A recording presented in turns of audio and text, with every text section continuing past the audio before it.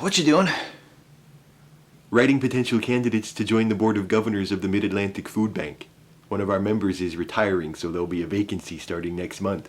The rest of the board elected me to nominate a replacement. Did you ever think of asking me? No. Good, thank you. So much easier for both of us that way. That was my thinking too. So who all's on the short list?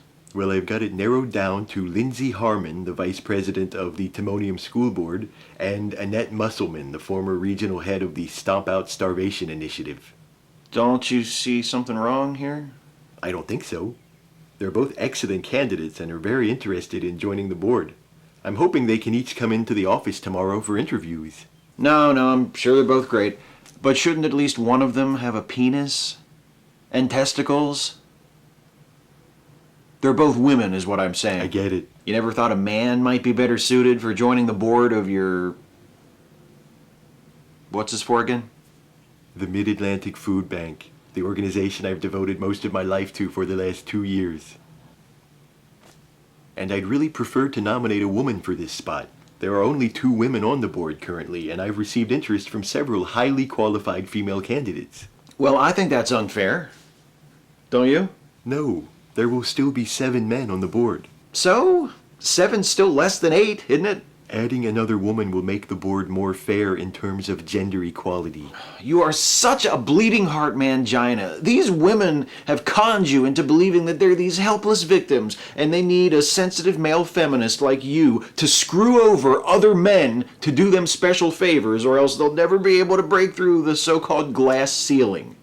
It's pathetic. What on earth are you complaining about? I'm not screwing over anybody. Why are you talking like that? Like what, sensibly? Rationally? Like one of those horrible men's rights activists. Typical. You dismissed the whole group because of something a few extremists said. I was reacting to what you just said. Well, feminism is just as bad, my castrated friend, and I never said I was a men's rights activist. In fact, it just so happens that I am not. I don't know what could have led me to such an erroneous conclusion. You've never ever talked that way before. This is an abrupt and significant change in your personality. What happened? Nothing happened.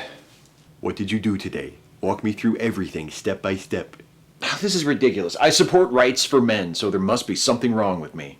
What did you do after you got up and got dressed this morning? I went to the drainage pond to feed the ducks like I do every Thursday. And what happened there? Nothing unusual. I mean, there weren't many ducks, so I ate most of the protein pellets myself. Was anyone else there? There was this guy there. Anyone you know? No. He was a real nice guy, though. He saw that my allergies were bothering me, so he gave me a Dayquil. A Dayquil? Okay. What did this fellow look like? He was a white guy, about my age, chin beard, long sideburns, black-rimmed eyeglasses, fedora. Did he say anything when he gave you the pill? He said it would wake me up. Does Dayquil have caffeine in it or something? That wasn't Dayquil he gave you. That was the red pill. You took the red pill. I took the red pill. I took the red pill. Does that mean I'm about to be unplugged from the Matrix? Does that mean this isn't really my beard? Does that mean Keanu Reeves is real? What's the burr under his tail? He accidentally took the red pill. What does that mean? According to some people, like your new friend from the drainage pond, I'm assuming, taking the red pill is supposed to wake you up to the true nature of reality. Though as far as I've ever seen, all it does is turn people into whiny, victim-playing, woman-hating jackasses. I don't hate women. I just think it's bullshit that women have it so good, and yet whenever someone starts talking about rights for men, they're automatically declared to be an asshole. I mean, why is it so forbidden to say anything critical about feminism? Finally, someone around here is talking sense. What? A few years ago, some stuck-up Malamutes tried starting that feminist crap in Nome during the Iditarod. We put a stop to that. In Husky society, the dogs pull the strings and the bitches dance just the way it should be. Yes! I mean, no. The patriarchy is a myth, I think. Maybe for your breed, Husky society is rigidly patriarchal, and that's how we like it. Well, at least you're smart and strong and independent enough as a woman to realize you don't need feminism, Millicent. Of course not. In fact, I'd like to support this men's rights movement of yours. Sign me up! I wish to be placed on your mailing list. Actually, Millicent, Steve was quite insistent before you walked in that he is not a part of the men's rights movement. Oh, for Hushko's sake. Never mind. What? Why not? If you don't want to be associated with it, even after everything you just said, then why the hell should I? Good day, sir.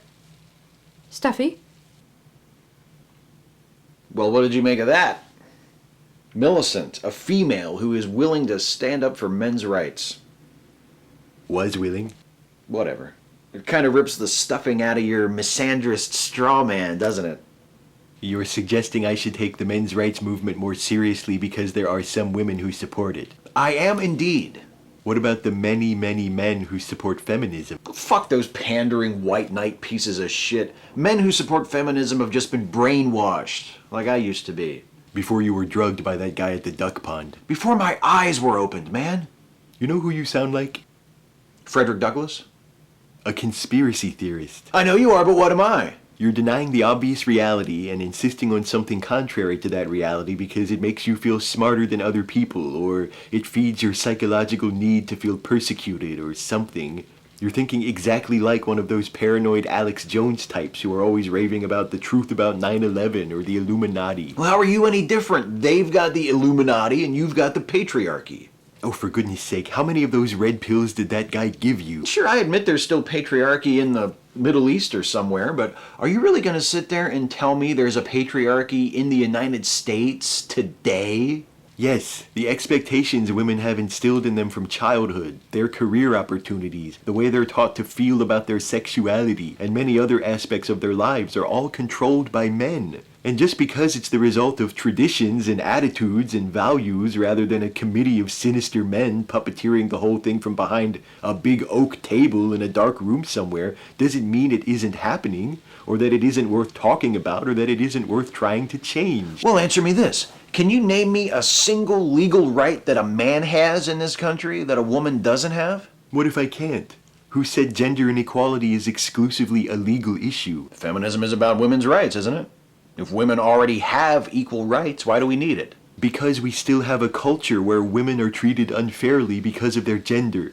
If all it took to erase inequality was passing laws guaranteeing people equal rights, then the Supreme Court could end homophobia in the United States tomorrow. Now you're just being intentionally... They could rule that all laws that allow discrimination against people on the basis of sexual orientation are unconstitutional and void, and then every one of those people who have spent decades screaming about how homosexuality is an abomination would just start treating all LGBT people with dignity and respect. Right? I suppose next you're going to tell me that rape culture Rape culture is a real thing too. Yes, I am. Because I think the concerns of unfairly disadvantaged people should be heard and addressed, not snidely waved off. Like you snidely wave off people concerned about men's rights?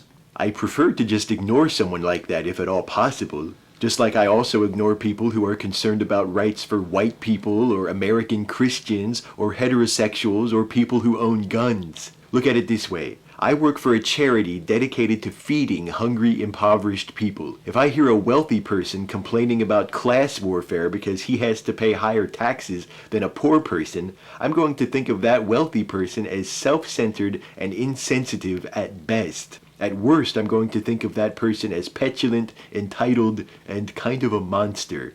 And that's how I feel about men's rights activists and people who complain about how there's a Black History Month but not a White History Month, and every other extremely fortunate person who whines about how unfair life is for people like them. Goodness, it's been a while since I ranted like that. I think I need a nap. Are you okay? Yeah, my head just really hurts.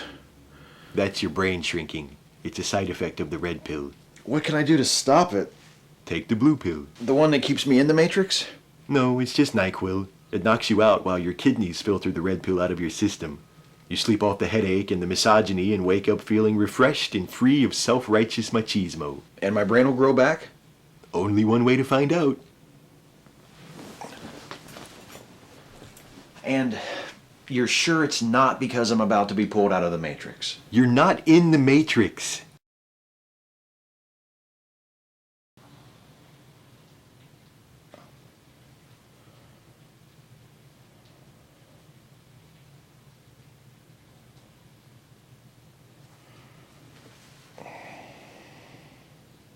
Feeling better, baby? Much better. I have learned my lesson. No more taking pills from strange men at the drainage pond. That's a good decision, baby. Tell you what, from now on, somebody gives you a pill, you show it to me. I'll check that shit out for you, make sure it's good. What if it's good? Then I can get you some more. And what if it's not good? Like the red pill? There's always somebody dumb enough to buy it. So, how long have you been sitting there watching me sleep? Not long, baby. I was just watching you breathe, make sure you were still alive. Well, I am. So, what would you have done if I was dead? Oh, we don't need to go there, baby.